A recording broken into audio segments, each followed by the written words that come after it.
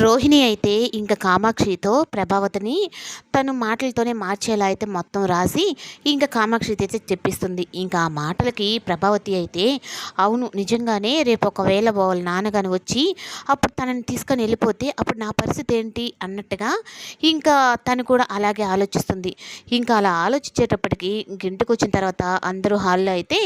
ఇంక ఏంటి అసలు రోహిణి మీ మనోజ్ విషయంలో ఏం నిర్ణయం తీసుకున్నావు నువ్వు అని చెప్పని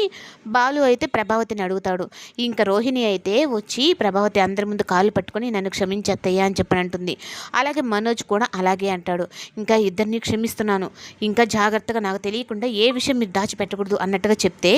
అబ్బా ఎంత పెద్ద తీర్పు చెప్పావమ్మా నువ్వు, నీలాంటి త్యాగమూర్తి ఈ ప్రపంచంలో ఎవ్వరూ ఉండరు అన్నట్టుగా బాలు అయితేనే దీనికి పరిష్కారం ఇది ఒకటే కాదు, ఒక్కసారి మింగితే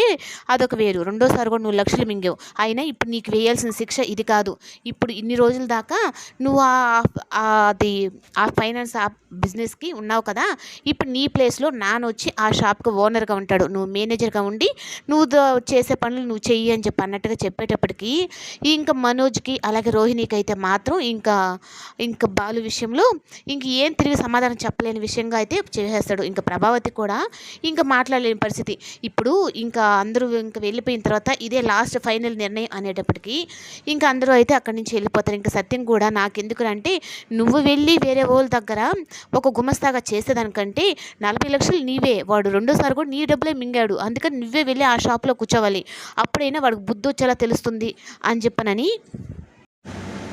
చెప్తాడు. ఇంకా ప్రభావతి అయితే రోహిణికి మనోజ్కి వార్నింగ్ ఇస్తుంది. నువ్వు మీ మామయ్యని అడిగి ఆ 45 లక్షలు కానీ తీసి ఇచ్చేసావంటే నాకు ఈ తలనొప్పి అనేది తగ్గుతుంది,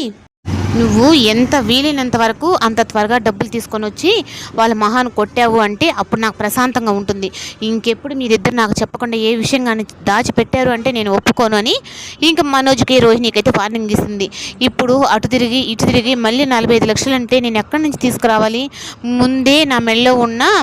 ఈ గోల్డ్ దాన్ని కూడా తాకట్టు పెట్టి నీకు 2 లక్షలు తీసుకొచ్చి ఇచ్చాను, అసలు ఏంటి నాకు ఈ ప్రెజరు, మనోజ్ని చేసుకోవడం వల్ల నేను ఏం సాధించాను నాకు అసలు అర్థం కావట్లేదు, నేను ఒంటరిగా లైఫ్ లీడ్ చేసేటప్పుడే నేను హ్యాపీగా నా కొడుకుని చూసుకుంటూ అలా ఉన్నాను, కానీ ఇప్పుడైతే మాత్రం ఈ మనోజ్ వల్ల ప్రతి విషయం ఒక అబద్ధం మీద 100 అబద్ధాలు